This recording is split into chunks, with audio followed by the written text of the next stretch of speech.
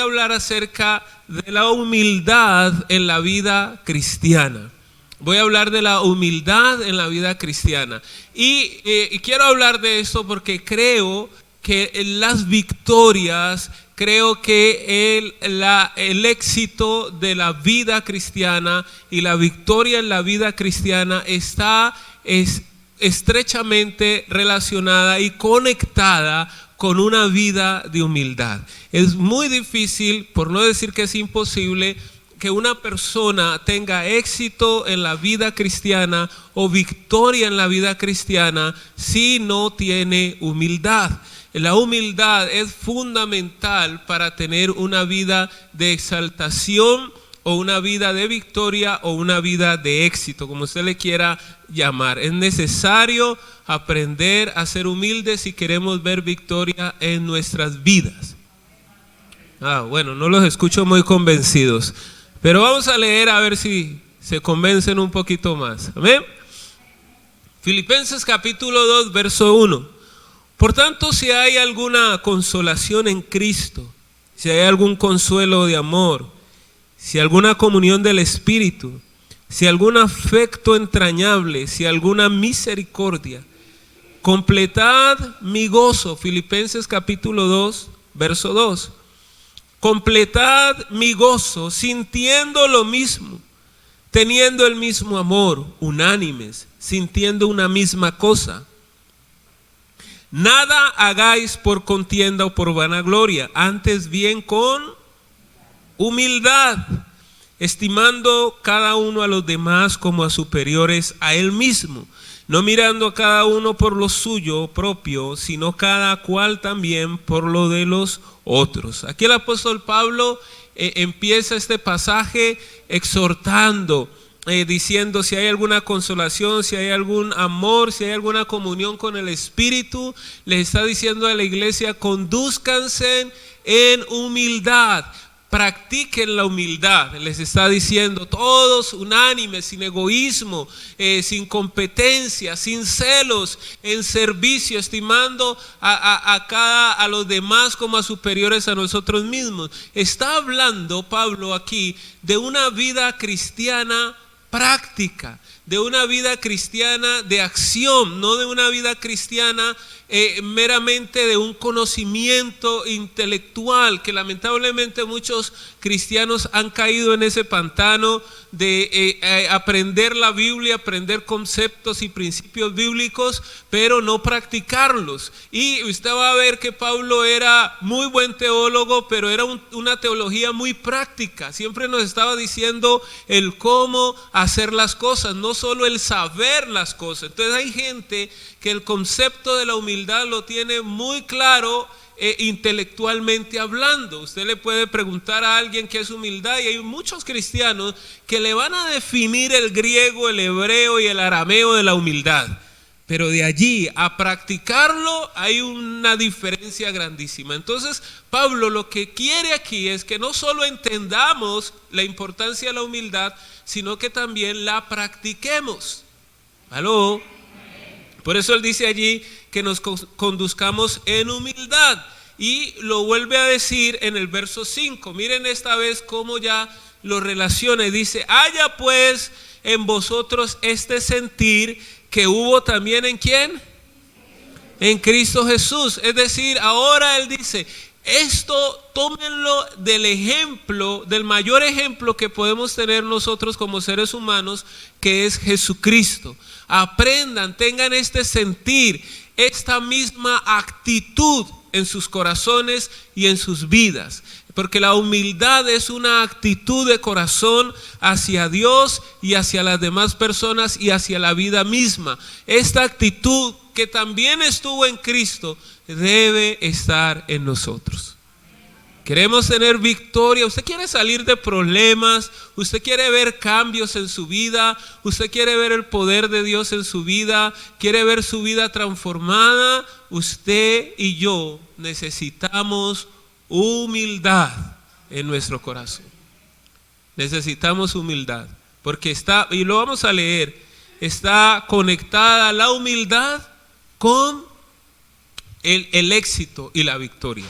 Dice allí en el verso 5: haya pues en vosotros este sentir que hubo también en Cristo Jesús, el cual siendo en forma de Dios, no estimó el ser igual a Dios como cosa que aferrarse, sino que se despojó a sí mismo, tomando forma de siervo, hecho semejante a los hombres, y estando en la condición de hombre se humilló a sí mismo, haciéndose obediente hasta la muerte y muerte de cruz. Por lo cual Dios también le exaltó hasta los sumos y le dio un nombre que es sobre todo nombre, para que en el nombre de Jesús se doble toda rodilla de los que están en los cielos y en la tierra y debajo de la tierra, y toda lengua confiese que Jesucristo es el Señor, para gloria de Dios Padre. Miren lo que cuando habla de la acción de humildad que hubo en Jesucristo, ¿qué dice a partir del verso 9 que hizo el Padre?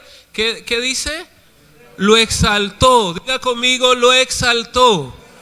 Esa palabra exaltar quiere decir poner en alto, quiere decir poner por encima de. Eso quiere decir, y eso poner por encima de es victoria, es éxito.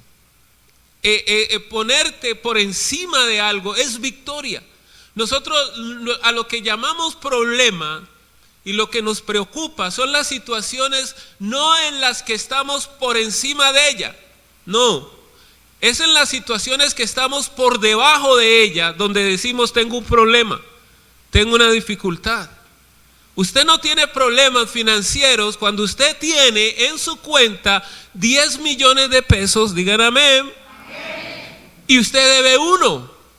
Usted dice, ¿tengo problemas financieros? No, tengo 10, debo 1, pago, me quedan 9, hasta para mecatear tengo, ¿o no? Usted allí está en victoria. El problema es, y la adversidad es cuando uno debe 10, o tiene 1 o no tiene nada. Ahí sí uno dice, oh, aquí tengo un problema, porque estoy por debajo de la situación. Cuando la Biblia dice que Dios te exalta, es que Dios va a ponerte por encima de la situación.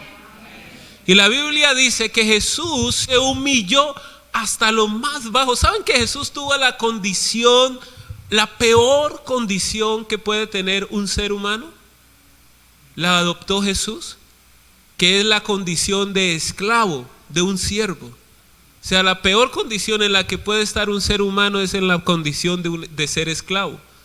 Y Jesús tuvo la peor condición, y a mí me asombra porque él, siendo el rey del universo, hubiera podido decirle al Padre, bueno, yo voy a morir por ellos, pero a ver, ¿qué cargo me va a dar? Y hubiera podido venir aquí a la tierra como un general, como un rey, ¿sí o no?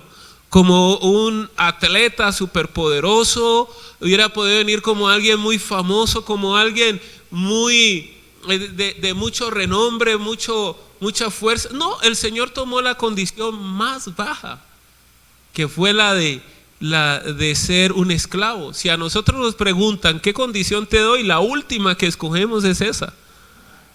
Nadie dijo amén, pero yo creo que no íbamos a decirle al Señor, mándame como esclavo. No, ¿sí o no? Bueno, yo creo que no, yo los veo hoy dudando mucho. Ahora, miren esto, se humilla y el Padre ¿qué? O sea, está conectado humildad con exaltación, contrario a Satanás. Dios no creó a Satanás, Dios creó un ángel hermoso llamado Luzbel. Y dicen los teólogos que este ángel o querubín hermoso llamado Luzbel era tan hermoso, dicen que estaba encargado de la tercera parte de los ángeles y encargado de la alabanza y la adoración en el cielo, pero era tan hermoso que un día se llenó de orgullo y pensó en estar igual que Dios, en la posición de Dios. Y apenas vino ese pensamiento a su corazón, quiso exaltarse él a sí mismo, y a como vino ese pensamiento a su corazón, fue enviado a la tierra, a lo más bajo. Y por eso en esa caída se deformó y se convirtió en lo que hoy conocemos como Satanás. Jesús se humilla hasta lo más bajo y el Padre lo exalta hasta lo más alto. Le dio un nombre que es sobre todo nombre. Satanás quiso ponerse lo más alto, o Luzbel quiso ponerse lo más alto y cayó hasta lo más bajo. Miren el contraste. El orgullo manda a la persona a lo más bajo. La humildad lo pone en lo más alto. Ahora, en estas dos cosas nos movemos nosotros los seres humanos. Porque frente a la vida, frente a los problemas, frente a los demás y frente a Dios, o usted se está relacionando con humildad o usted se está relacionando con orgullo, que es lo contrario a la humildad. Y muchas veces el orgullo es el que no nos deja salir de los problemas. ¿Sabe que a veces hay cosas en tu vida y en mi vida que pudieran cambiar con cosas muy sencillas, pero el orgullo no nos deja? ¿Cuántas relaciones no hemos tenido, hermanos, dañadas? Quería meter a los vecinos, dejemos hoy a los vecinos por fuera. A veces cuánto hemos tenido enemistad con alguien y preferimos cruzar, cambiar de andén, ir a otra tienda, cambiar de barrio, irse de la iglesia. O sea, complican todo, ¿o no? Por el orgullo. Y lo fácil, digo fácil, no, permítame hoy domingo decir, qué fácil y qué diferente sería si tan solo te acercas a la persona y arreglas las cosas con ella hablando. Es fácil. ¿Aló? Sí es fácil. Ustedes dicen, no. ¿Saben por qué decimos que no es fácil? Por nuestro orgullo. Porque somos orgullosos. No digan amén, tranquilos. Pero somos orgullosos. Entonces, ¿sabe qué hace el orgullo? El orgullo le dice a uno, ¿usted cree que yo voy a irme a ponerle mi cara si ella fue el que me hizo, el que me ofendió? Que venga él, que venga ella. ¿Saben qué es eso? Orgullo. Y eso complica las cosas. Hay matrimonios en líos y porque a veces nos cuesta decir, amor, perdóneme. Sí, me expresé mal. Si actué mal. Uno a veces, hermanos, no, esa naturaleza caída de nosotros es tremenda, hermanos. Es tremenda. Pero a veces a uno le cuesta. Yo recuerdo que Elizabeth un día le pegué una vaciada por teléfono porque yo llegué al banco, había hecho un recibo, allá me regañaron porque no sé por qué extraña razón las cajeras tienen la mala costumbre de regañarme cuando hay algo errado allí, ¿no? Y entonces yo vine y culpé a Elizabeth y le dije, Elisa, usted vea, mire, usted no puso esto bien y eso allá me regañaron y ya le he dicho que es, bueno, me vacía y no le voy a dar más detalles de mi desafortunada acción. Pero cuando iba en el transcurso, me regresé a la casa, iba y miré y dije, había tomado, para ilustrarlo un poco, como el recibo que no era, o sea, el del error era yo. Y entonces, claro, yo llego a la casa y Elizabeth toda preocupada y me dice, no, pero ¿cómo así? Si yo puse eso bien, que estoy yo por dentro sabiendo que tenía mi chicharrón allí. Yo le dije, no, tranquila, deja eso así. ¿Cómo así? No, ya lo arreglé. ¿Y cómo? Porque pidió explicación. Entonces cuando le expliqué, cayó en cuenta que el del error era yo y ella nada más. Y entonces, claro, pero ¿saben en mi corazón qué venía batallando? Quédese callado. El orgullo me decía, cállese, no cuente nada. Pero ¿por qué? Porque nos cuesta, por orgullosos, reconocer nuestros errores. Ese día le dije, sí, amor, perdóname, fui yo el del error. Pero no fue fácil hacerlo. Entonces batallamos con esto y quizás nuestra vida Dios no la ha puesto en alto porque muchas veces no permitimos que la humildad gobierne nuestras decisiones, nuestras palabras, que la humildad gobierne nuestro corazón para que Dios pueda actuar en nuestras vidas. Permítame ir al libro de Lucas 18, verso 14, pero no pierda Filipenses, porque nuestro mensaje se va a centrar allí. Vamos a ir a Lucas capítulo 18, verso 14, sin perder Filipenses 18, 14. Dice la palabra del Señor allí en Lucas, verso 18, capítulo 18, versículo 14. Os digo que este descendió a su casa justificado antes que el otro, porque cualquiera que se enaltece o se enorgullece será humillado, y el que se humilla será ¿qué? Enaltecido, puesto en alto. Nuevamente Dios conectando la victoria con la humildad. La victoria con la humildad. ¿Qué es humildad? Hay conceptos cerrados de humildad. Hay gente que a veces ve a alguien muy pobre, muy descachalandradito y dicen, ay, es que él es muy humilde. ¿Por qué? No, pues que andaba con los zapatos rotos, olía hasta feíto, no había bañado, esto que lo otro. Decimos, ay, tan humilde. No, lo que uno huela feo y ande tirado al trinqui no es humildad, es falta de aseo. ¿O no? Entonces, para que usted entienda algo, mire, hay gente muy millonaria, tiene muchísimo dinero y es muy humilde. Y hay gente muy pobre que es extremadamente orgullosa. Entonces la humildad no tiene que ver con si somos pobres o ricos, si olemos bien o olemos mal. No, eso no tiene nada que ver con la humildad. La humildad es una actitud de corazón. Y en términos cristianos, humildad es depender de Dios en cada situación. Depender de Dios.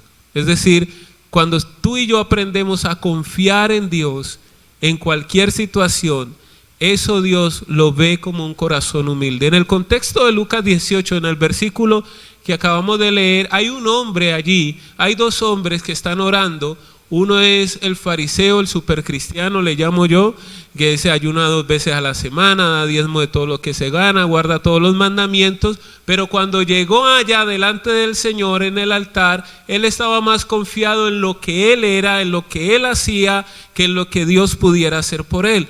El otro publicano estaba tirado a la entrada del templo, no queriendo levantar la cabeza y no justificándose delante del Señor, sino diciéndole, sé propicio a mí, o sea, ayúdame, yo solo confío en lo que tú puedes hacer por mí. Entonces, a eso Dios le llamó humildad y a lo otro Dios le llamó enaltecerse o enorgullecerse. Entonces, cuando nosotros vivimos más confiados en lo que tenemos en nuestra cuenta bancaria o en nuestros títulos universitarios o en nuestros talentos o que usted se mira al espejo y dice qué simpático que soy yo, qué simpática que soy yo, confiando más en su belleza física o en su elocuencia o en donde vive, donde trabaja. Cuando usted vive más construido por estas cosas, eso se le convierte después en un orgullo. Y hermanos, parecen tonterías, pero son la realidad, hermanos. ¿Usted no ha visto que hay gente, hermanos, que cuando iban colgados del G a todo el mundo saludaba? Después Dios los bendice, les da su Renault 4, hermanos, última brillada, será porque ya últimos modelos del Renault 4 no vemos aquí en Colombia. Compra su Renault 4 y después para saludar usted lo ve con ese orgullo. Y ya empieza a creer más que los demás. Ya ve a los que van o vamos colgados del G, los ve como raros. Y así somos los seres humanos. Y entonces esas mismas actitudes que a veces tenemos con pequeñeces, hermanos, luego se van permeando cada área de nuestra vida. Y después, hermanos, por eso vemos que hay problemas que pudiéramos salir fácil, pero el orgullo está allí. Y todos nosotros, escúchame bien, todos nosotros tenemos ese enemigo llamado orgullo allí. Y la única forma de sacar el orgullo de nuestros corazones es con la humildad. Es con la humildad, siendo humildes, aprendiendo a confiar en Dios más en lo que tenemos o en lo que somos o en lo que hacemos. ¿Aló?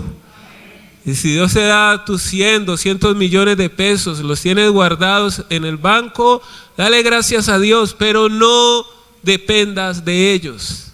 No dependas de ellos. Tú puedes decir, yo con 200 millones, bendito Dios, yo no, que voy a andar cambiando. Mire, hay gente que cambia con menos. ¿O no? Con menos, hermanos, cambian. Ahora, eso tampoco es seguridad. Yo he visto gente despilfarrar dinero como usted no se imagina. Gastarse 500, 400 millones de pesos en un año. Hermanos, si uno dice, ¿qué? Se lo gastan. Hay gente que gasta dinero por montones. El dinero hoy está y mañana no está. Miren lo que pasó en las Torres Gemelas hace muchos años. Ese poder, eso es un reflejo del poder económico. Y ahí había gente multimillonaria que el lunes en la noche se acostó, como habla Lucas 12 también, de aquel hombre que dijo, mucho dinero tengo guardado, haré esto, haré lo otro. Mucha gente se acostó ese lunes en la noche diciendo, ¡ay, qué vida la que tengo yo! Soy súper rico. El martes a las 11 de la mañana no tenían un centavo. Habían quedado en la ruina completamente. Entonces, enorgullecerse en lo que tenemos o en lo que somos, hermanos, no tiene ni siquiera sentido. Usted no se enorgullezca en lo que usted es, porque siempre habrá alguien mejor que usted. Siempre habrá alguien mejor que usted, o que haga las cosas mejor que usted. Siempre, hermanos. ¿Sí? Siempre habrá alguien. Por eso a veces Dios nos permite ver nuestra humanidad, para que nosotros le bajemos y dependamos más de Dios. Hay cosas que Dios no cambia en nuestras vidas, porque son las que Dios usa para mostrarnos que somos seres humanos. David decía, Señor, enséñanos que somos seres humanos, que somos mortales. Yo digo que a veces Dios en nuestras vidas nos hace como hace con el pavo real. Cuentan que el pavo real tiene un plumaje muy bonito y él se encrespa para mostrarle a todo mundo que es hermoso. ¿Ustedes han visto el plumaje de esos pavos reales, sí o no? Pero también dicen que tiene unas patas horribles. Es que cuando hace eso, descubre sus patas feas y horribles, y vuelve otra vez y se baja a cubrirlas otra vez. Yo a veces digo, Dios, a veces uno como que anda cual pavo real, ¿no? Todo crecido uno. Y de repente Dios le muestra y le dice, mírate las patas de lo horrible que son.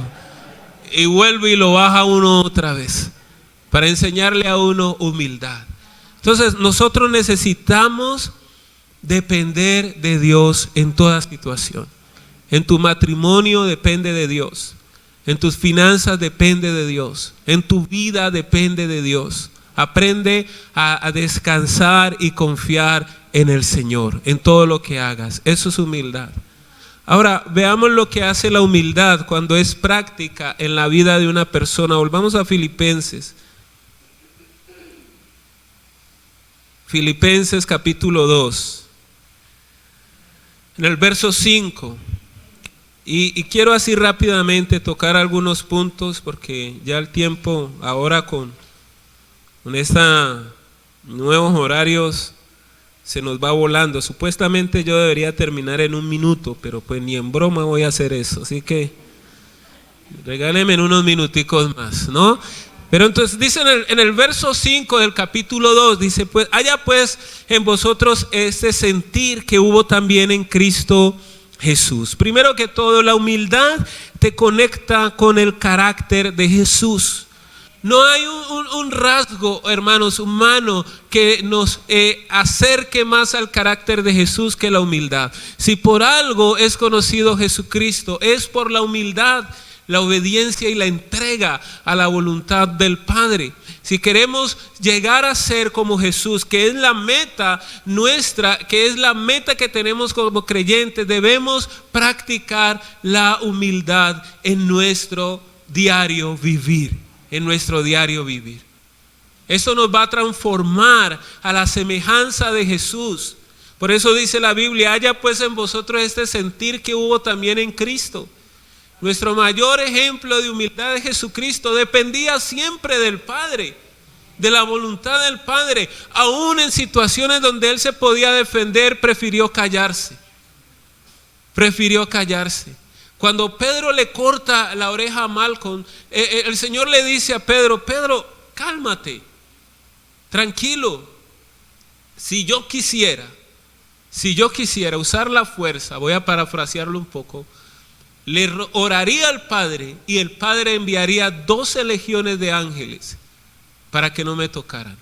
O sea, usted lo ha leído en el Evangelio, donde el Señor le dice: si yo quisiera arreglar esto por las malas, no, aquí no hay quien me toque. Sin embargo, la voluntad del Padre es que esto se cumpla conmigo. Yo me voy a someter a la voluntad del Padre. Es lo que el Padre quiere, es lo que voy a hacer. Ese era el carácter de Jesús. Debemos aprender. Hay situaciones en las que quizás usted pueda hacer algo, pero Dios está esperando que usted no haga nada. Y usted debe confiar en el Señor. Hay situaciones donde Dios va a querer que tú no hagas nada, como hay situaciones en las que Dios va a querer que tú hagas algo. Y quizás tú por orgullo estás diciendo: no me muevo, me quedo aquí, no lo voy a hacer y punto. Como hablaba ahorita del perdón, no voy y punto. Orgullo. Ir, someterse. El Padre quiere que perdone, perdono. Humildad. Aló. Victoria. Te exalta. Éxito. Eso hace el Señor. ¿Cómo nos cuesta pedir consejo? ¿Cómo nos cuesta pedir ayuda? Nos cuesta a los seres humanos. Hay gente en problemas, líos, y hermano, le cuesta decirle a otro: ¿usted me puede decir cómo hago esto? ¿Usted no ha visto El Perdido, cuando uno va con alguien que la cree que la sabe todas? Y eso está uno de y de vueltas. Y le están diciendo: ole, pregunta. No, yo sé, espérate. Y va uno para adentro perdiéndose más. Que preguntes. No, yo sé. En esos días me pasó algo así. Fuimos a un matrimonio en el Cauca. Y entonces íbamos con Alex, con el músico, y con otro hermano. Y ellos, y yo dije: pues cruzamos por donde nos dijeron. Sí, y estábamos de acuerdo. Pero llegó un punto donde Alex y el otro muchacho vieron que ya como que la carretera, de verdad, íbamos por una montaña, estábamos subiendo una montaña que ni sabíamos. Yo decía que íbamos bajando y ellos me decían: pastor, vamos subiendo. Imaginen cómo estaríamos de perdidos. Y ellos me dicen: pastor, pregunte. Y yo: no, espérate, ya vamos a llegar. Literal, donde llegamos no había más carretera. En serio, no había más carretera. Hubo que dar vuelta ahí como se podía. Hasta me asusté porque sentí que el carro se quería como hundir en un pedazo de tierra. Gracias a Dios salimos otra vez. Pasamos por donde ellos me dijeron: pastor, pregunte. Volvimos a pasar por allí.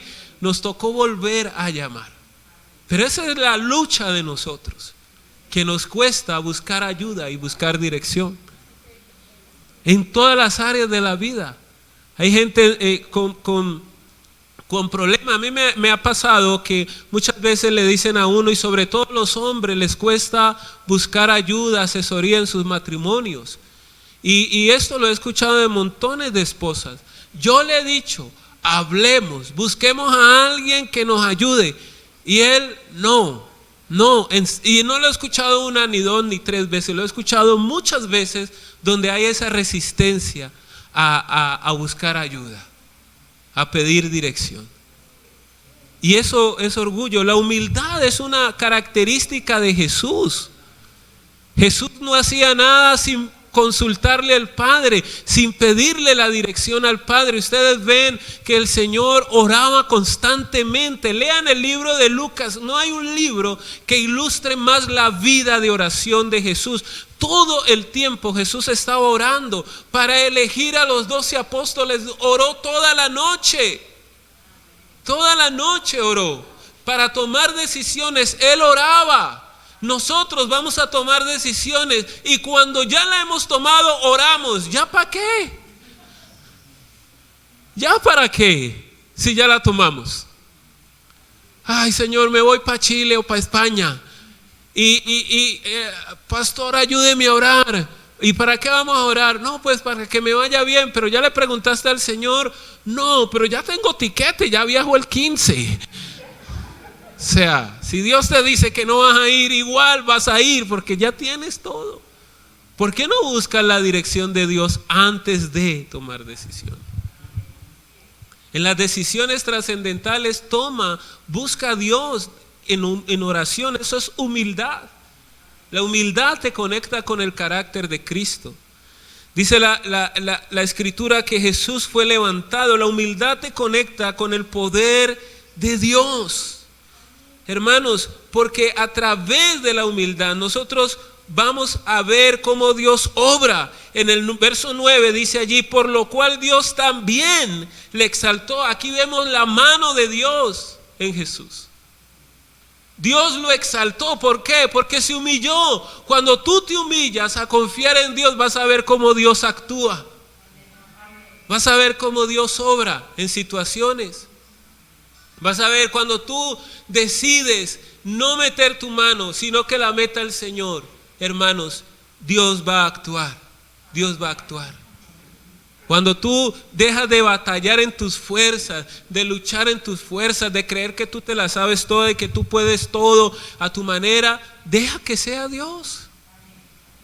Deja que sea Dios. En esos días aconsejaba a alguien en su matrimonio y yo ya veo la situación extrema y le dije, mire, yo veo aquí que humanamente ya aquí hay muy poco que hacer. Y mi consejo fue, deje que Dios obre. Confíe en Él, confíe en Él. Porque aquí usted ya no puede hacer nada. Ya todo lo que usted creía que podía hacer lo hizo y no ha dado resultado. Entonces confíe en Dios. Descanse en Él, deje en las manos del Señor las cosas. Yo recuerdo hace 20 años que mi mamá salía a buscarme en la madrugada y queriendo cambiarme a las fuerzas con un garrote, imagínense en eso.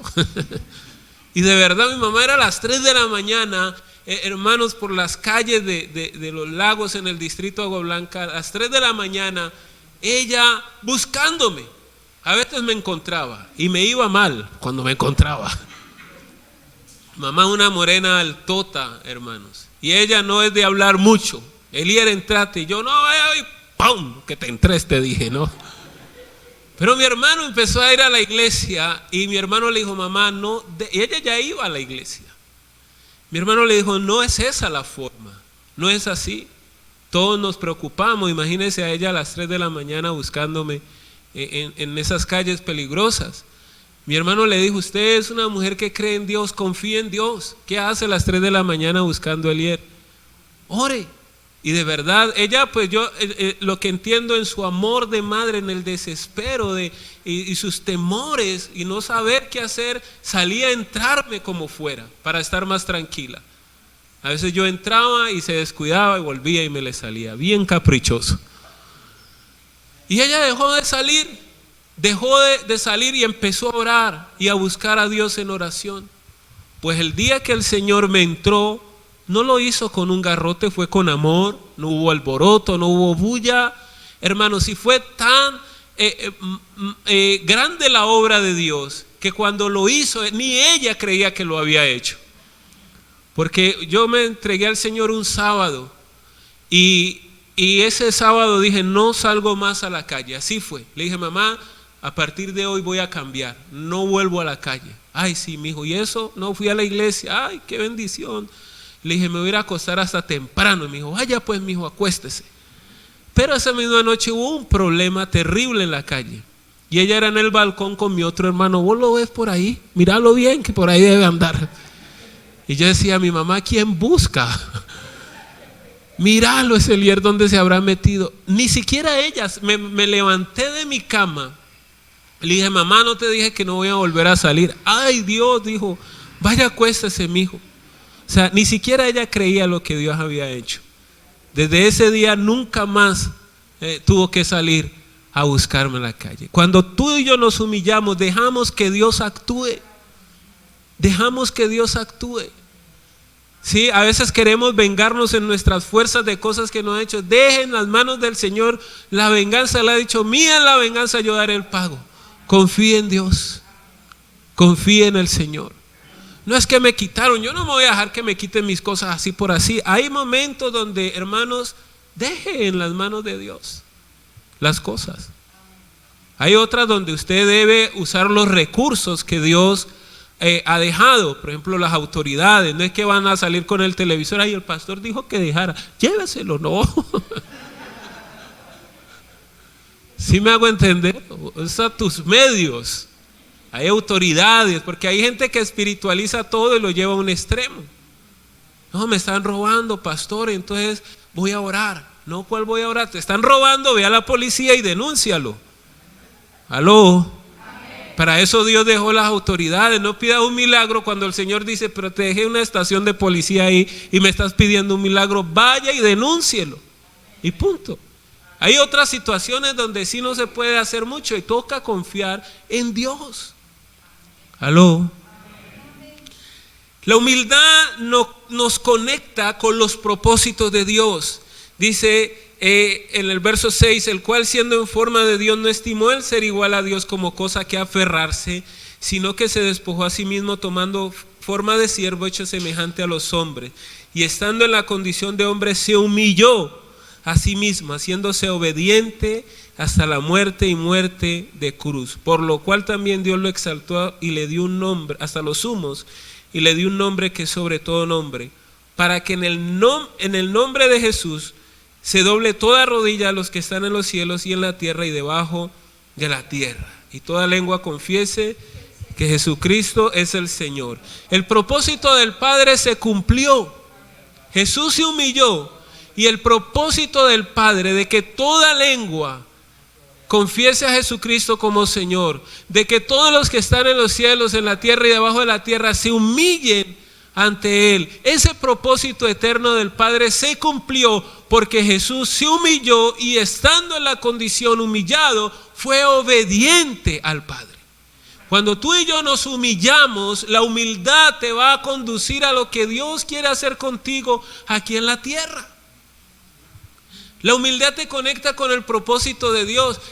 Cuando nos humillamos y decimos voy a confiar en Dios, es cuando tú encuentras para qué Dios te trajo a la tierra y empiezas a encontrar el sentido de la vida y los propósitos de Dios, y esto te trae gozo, te trae satisfacción a la vida porque tú sientes que tienes un propósito en la tierra. Pero cuando la gente se llena de orgullo, que quiere hacer las cosas a su manera, que ellos saben cómo es, que ellos entienden cómo hacen las cosas, entonces eso los aleja de lo que Dios quiere hacer en sus vidas. No puede Dios obrar en alguien que no le está permitiendo a Él su gloria, que se pueda manifestar su gloria. La humildad te conecta con el propósito de Dios. Amén. La humildad nos conecta con una vida de éxito y de resultados. Aquí lo vemos en el verso 9 nuevamente, dice Dios lo exaltó. ¿Por qué lo exaltó? Porque Él se humilló. La victoria viene cuando nos humillamos. Él nos va a exaltar. No sé qué sea la situación que usted esté viviendo, pero humíllese. Sométase a Dios, entréguese al Señor por completo. No confíe en las cosas que usted tiene, en las cosas que usted posee. No confíe en sus virtudes, sus talentos. Todo se lo debemos a Dios. Si tú eres inteligente es gracias a Dios. Si tú tienes un buen trabajo es gracias a Dios.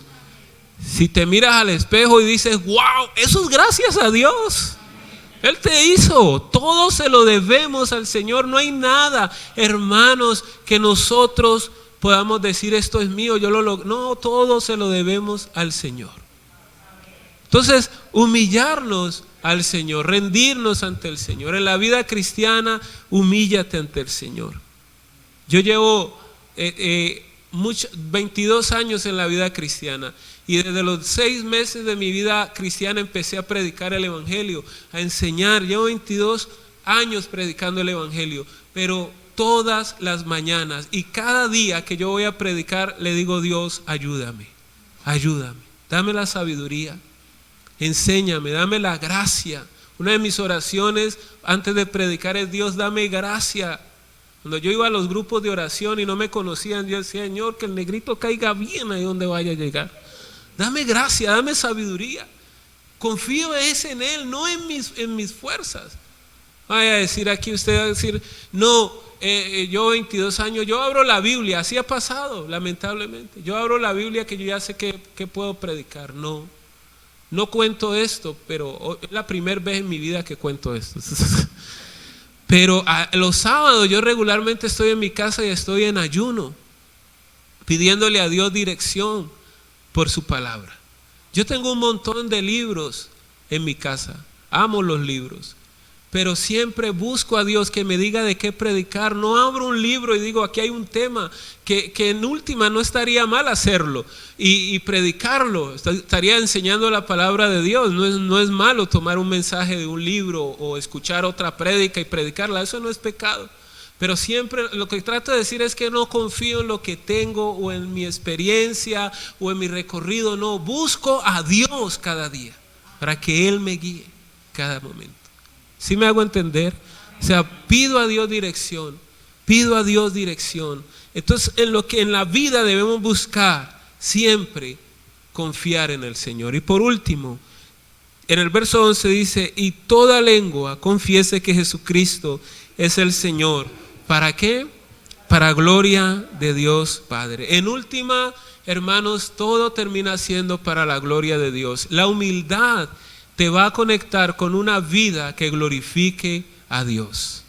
Tú terminarás viviendo vidas para la gloria de Dios si aprendes a caminar en humildad, a depender del Señor. Ya se los dije al principio, nuestra naturaleza quiere hacer todo sola, quiere valerse por sí mismo.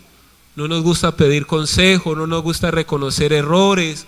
Si alguien nos hace caer en cuenta de un error, lo tratamos de justificar. Cuando ya no lo podemos justificar, le decimos: ¿y usted qué habla? ¿O no? O sea, como ya no nos podemos defender más, decimos: ¿y usted qué? ¿Quién te está preguntando si le conoces o no le conoces la vida del otro? Reconoce tu error y ya. Reconócelo. Y ya, y di: sí, me equivoqué. Y busca a Dios dirección. Tú vas a ver cómo tu vida empieza a ser levantada en todas las áreas. En tus finanzas, tienes problemas financieros, ve y reconoce ante el Señor que te equivocaste, que quizás tomaste malas decisiones, hiciste malos negocios. Busca humillarte ante el Señor. En lo financiero, usted ve Proverbios 6 y el Señor allí da unos principios sobre las deudas. ¿Y saben qué es lo primero que el Señor recomienda? Humillarse. Señor, si tienes una deuda que no puedes pagar, ve y humíllate ante la persona que le debes. Es decir, ve y habla con él, reconoce que todavía no puede. Es lo mejor que puede hacer. Pero ¿cuál es nuestra naturaleza? Si el que le debemos vive por la derecha, yo salgo ¿por dónde? ¿Por la izquierda? ¿O no? Eso hacemos.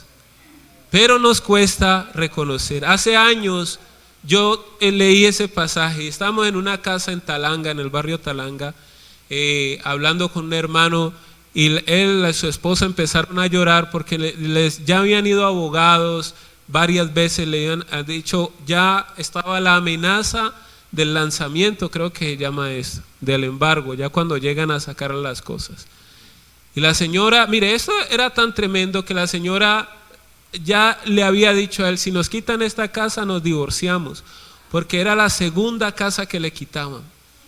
Ya le habían quitado una en Floralia. Ella llorando decía: yo le dije a él se había prestado de fiador a otra persona, la otra persona no pagó y le tocó asumir a él esa deuda. Y yo no sabía qué hacer.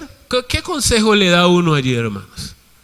Yo le dije, mire, aquí no queda de otra sino humillarnos, como dice Proverbios 6. Y nos arrodillamos allí. Yo le dije, vamos a arrodillarnos y oramos ese día. Y nuestra oración fue, Señor, ayúdanos. Imaginen cómo estaba yo, que ya me metí hasta en la deuda, ¿no? Señor, ayúdanos, le dije. Solo podemos confiar en tu poder, en tu gracia, que tú ayudes, Señor, a esta familia. Esa fue la oración. 2 meses después volví a hablar con el hermano y ya su rostro era de felicidad, de alegría, y le pregunté cómo va lo de la casa y me dijo, Dios hizo un milagro. Dios hizo un milagro. Resulta que una familiar de él que vivía en otro país se puso a hablar con él le contó la situación y esa familiar le dijo, ¿cuánto debe? Tanto. Llegó y le pagó toda la deuda. Le pagó la deuda y le libró la casa, hermanos. Vimos allí el poder de Dios. La humildad te conecta con el poder de Dios. Se humilló y Dios lo exaltó, lo puso por encima de él. Vamos a ponernos en pie en esta mañana.